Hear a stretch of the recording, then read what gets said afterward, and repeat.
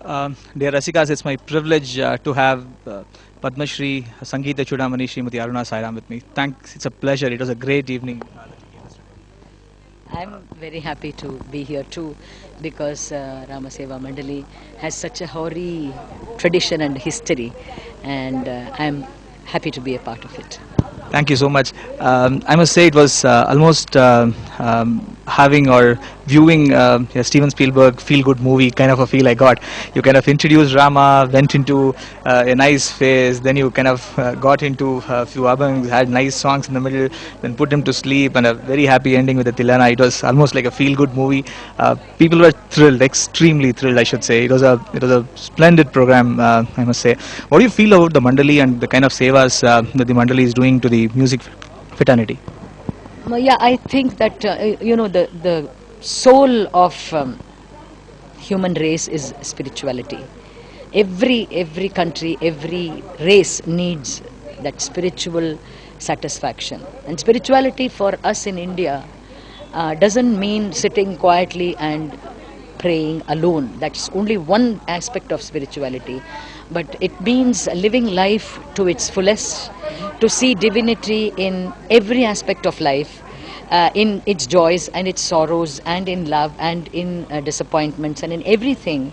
It is surrendered to the divinity. And therefore, life is full of colors in India. And music, our music, mirrors that color. It shows that color in its different shades. So by serving music, we are serving our culture, our spirituality, our country, and the human race. So that is what Ramaseva Mandali is doing. Thank you so much for kind of putting such nice words into this. The Punnagavarali, especially the way you sang at low pitch, what is the kind of speciality that you really practice to get that bhavam in the low pitch, or what is the speciality in you that you were able to put it so well? I was mesmerized by that, I should say. I wouldn't be able to give an answer in a minute because it's a whole lifetime's search. But I must say that my guru, Srimati T. Brinda, whose centenary actually we are celebrating this year, was a very great artist. And when she sang, I remember moments when time would come to a standstill. That's how I felt when she sang. And I guess if some of that happened today, it is only her blessing, her way of singing that must have infused me to sing like that. It was a miracle. It was fantastic to put the least. You had I kind of looked at the way you started your concert and then moved forward. I felt you had a lot of preparation going behind in selection of songs. Do you do anything particular to select these songs in every concert that you sing? Yeah, I do think about every venue, every occasion, every place that I go to as a special individual happening. So I always come one day before a concert. I never arrive on the day of a concert anywhere. So I come on the previous day, so I get a feel and a flavor of the place.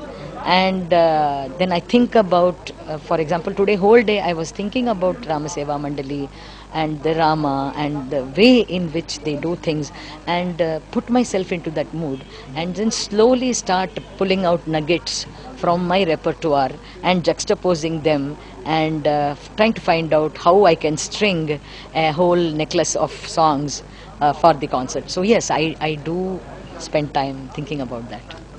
Excellent. Your vocabulary is as good as your singing, I must say. Kind of words that you use to put across things, mind blowing. Very, very, very, very good.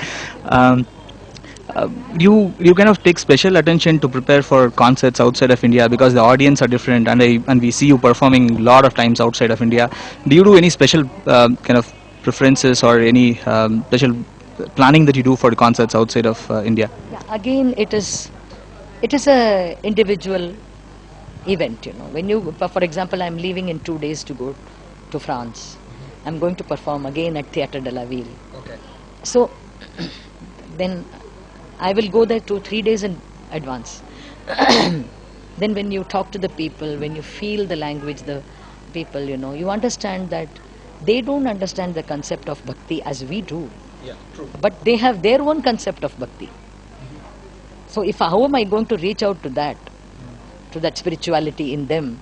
So I have to use a lot of other methods rather than only songs. But even when I sing a song, the feeling I put into it should convey something to them, even though they don't understand the words. So one has to get into that mindset. How, without any verbal communication or without any contextual knowledge of our culture, how are they going to react to this music? And they do, because music is a universal language. Sure, sure. It doesn't need specificity to reach out. Sure, sure. That kind of leads into my next question. You talked about going to France. I kind of looked up and heard that you can sing a good bit of French music as well. So can you kind of hum a couple of lines for us? I wish you would spend it. I'm so tired after 3 hours of singing. Okay, okay. Yes, Yeah, couple I of work lines for with us. international artists. No, I work with a French singer called Dominique Vela. We do duet concerts all over the world.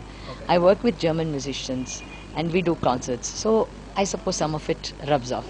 Sure. Yeah. Any good words for the Bangalore Rasikas, the way you felt today? The way they they express themselves by sending requests and by their expression and the way they were sitting and listening, and after the concert the way everyone came, I am absolutely humbled, and actually I feel they are the ultimate deva. Divinity is in the souls of the people who come, because one soul is reaching out to another. So they are then the Vishnu and the Rama and the Krishna.